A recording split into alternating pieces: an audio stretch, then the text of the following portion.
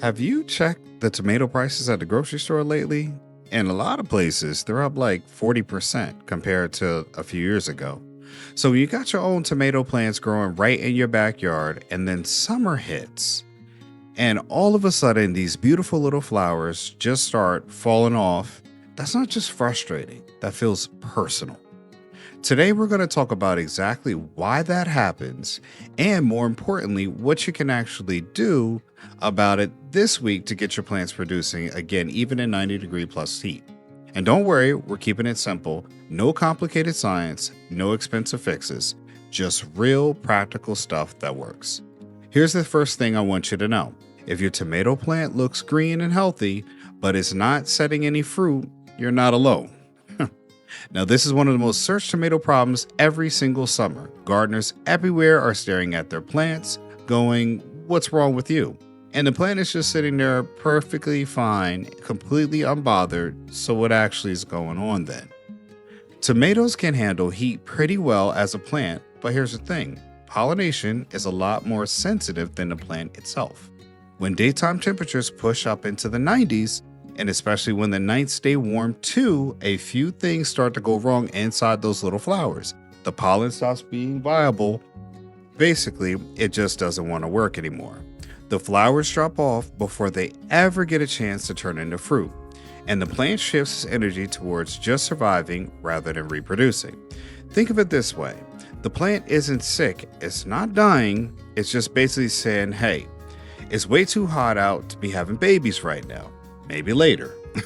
That's actually a pretty reasonable position if you think about it, though. So the good news is your plant is fine. The bad news is you're not getting any tomatoes until you help it cool down and feel a little bit better about life. Now here's your action plan. 7 steps, and I'll walk you through each one. Step 1, let's make sure that heat is actually the problem. Before you do anything else, you want to confirm you're dealing with heat stress and not something like a pest problem or a disease. Here's what the heat blossom drop typically looks like. You've got plenty of flowers, but they dry up and fall off before setting fruit. The plant itself still looks green and healthy, and the problem got worse right around the time when your heat wave hit. It sounds like your garden, the heat is almost certainly your culprit. The reason this matters is because different problems need different fixes. One of the most common mistakes gardener makes is spraying something or adding fertilizer when the real issue is just temperature. Save yourself the trouble and confirm what you're dealing with first. Obviously, that makes sense. Step 2, give your tomatoes some afternoon shade.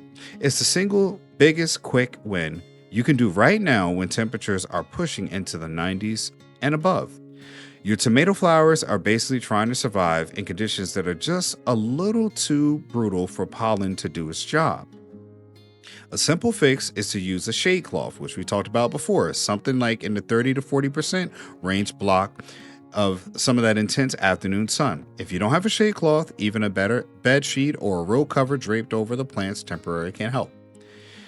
Now there's the key. You want to get to shade them. You don't want to shade them all day because that slows down their overall growth. Aim to shade them through roughly about 1 in the afternoon until around 6 in the evening during your hottest stretches. Once the temperature eases up, take cover off and let them soak that good morning sun. Think of it like giving your tomatoes a little afternoon siesta. Very civilized. Step 3, we want to water consistently, not frantically. Heat plus inconsistent watering is basically a recipe for stressed out plants, and stressed out plants drop flowers. A lot of people fall into the trap of doing light, shallow watering every single day. It feels like you're doing something helpful, but the water rarely never gets to the deeper roots where it matters most. Instead, aim for deep watering less often, but really soak that soil when you do it. Every early morning is the best time you can manage it. The 2 good deep waterings a week will almost always beat 7 quick sprinkles, especially if you've got good soil and mulch in place. The goal is consistency.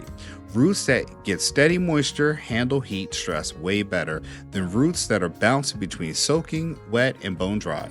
Step 4, mulch, mulch, mulch, mulch, mulch. If watering is your air conditioning, mulch is your insulation. Laying 2 to 4 inches of mulch around your tomato plants keeps that soil temperature dramatically cooler, holds that moisture in, and generally makes your plants' lives a lot easier in the summer. Good options include straw, shredded leaves, or thin layers of untreated grass clippings. One important note, keep that mulch a little bit away from the stem itself, so you don't trap that moisture right up against it. Bare soil in July is basically a root sauna, and nobody does their best work in a sauna.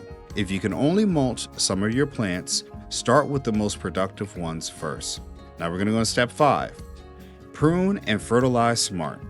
There's one surprises a lot of people during a heat wave is actually not the time to go heavy on fertilizer, especially nitrogen. Nitrogen pushes a lot of griefy lean growth, and all the extra foliage increases how much water the plant needs in extreme heat. The extra demand can actually make the stress worse, not better.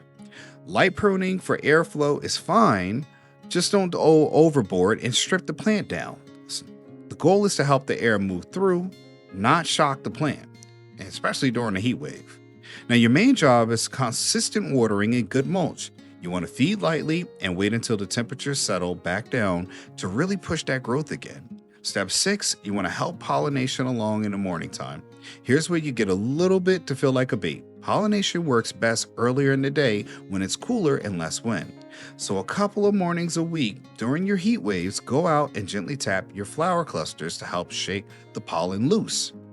If you want to get a little fancier, you can use an electric toothbrush like shown here.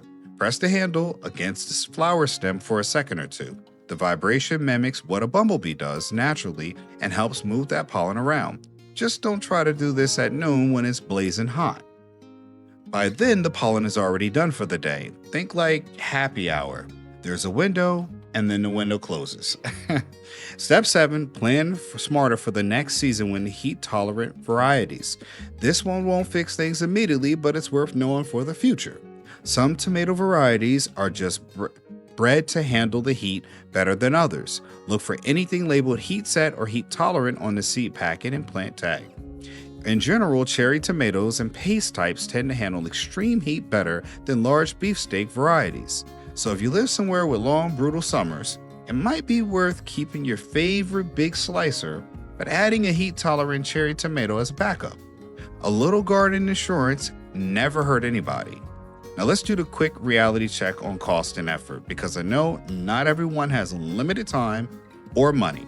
Things are completely free and you could do right now. Your morning pollination routine, making sure your watering is deep and consistent, and pulling away on heavy fertilizing. Low cost, a big bag of straw mulch from your local garden center. Totally worth it now. Higher investment, but big impact. Shade cloth with some clips to hold it in place. If you're dealing with the brutal summers every year, it's one of those better things you can put a few dollars into. If you can only do 2 things this week, mulch and afternoon shade. Those 2 together will make a noticeable difference. So let's bring it all home now, folks. Your tomatoes aren't broken. The heat is just asking too much of them right now. But you can help cool that plant with afternoon shade, keep watering deep and steady, protect those roots with mulch, give pollination its best shot in the cool of the morning, and feed lightly until the temperatures settle. And that's really it. Nothing fancy, nothing complicated, just working with your plants instead of against the season. If this video helped you out at all, go ahead and hit that follow so you don't miss what's going on.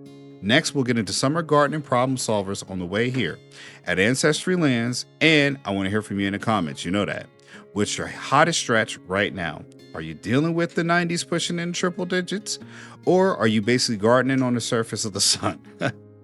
Drop it down below. I read every single one. Until the next time, let's keep growing. That's it, folks. You can go to Ancestry Lands to start owning property today with payments starting at $250 a month, no credit checks, and owning land has never been easier. It's time to build your land portfolio one property at a time. We help you to get dollars from dirt and build generational wealth by owning small plots of affordable vacant land. Contact us to learn more. Oh, and speaking of dollars from dirt, I also wrote a book about investing in land for you readers out there. My book, Getting Dollars from Dirt, A Beginner's Guide to Vacant Land Investing, is on Amazon. The link is in the description section below. Inside, you'll learn simple, easy to read insights that will have you understanding why you should own land today. For more tips and tricks, subscribe for updates, comment below, and let us know what you enjoyed about this video. Thanks for watching, and I'll see you in the next one. And remember, like and subscribe.